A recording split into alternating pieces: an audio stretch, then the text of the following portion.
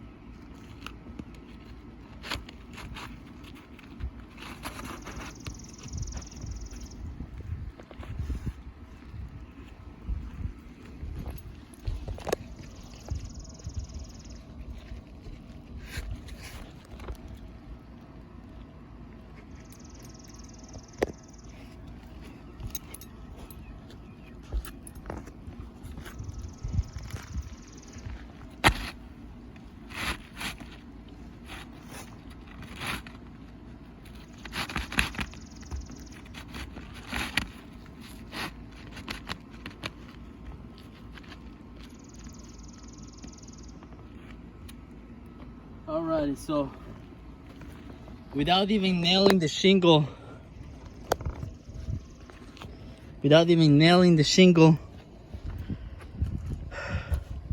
back where it's supposed to be with nails and everything, we can see that by replacing this shingle right here. Can you hold this? It's the camera, the angle is no good. By replacing the shingle right here, it created damage on the shingle right here, on the shingle right here, and on the shingle right here. So we'll have to replace this shingle, and this shingle. Therefore, by replacing this shingle, from what we see, we can tell that by replacing this other shingle up here, we're gonna damage this one, this one, this one, and this one. So therefore, we're gonna have to replace this one as well. So it's gonna, by replacing this one, we're gonna damage this one, this one, this one, this one. And by replacing this one, again, we're gonna have to replace the one above. And so on, so on, so on, until we get all the way to the ridge fence. And this house has over 30 damaged shingles by the wind. So at this point, it just makes sense for us to do a full replacement. And the shingles, because of age and the granule loss that has suffered, it's very difficult for us to replace because it will create damage very easily. So the repair attempt for this one is a fail.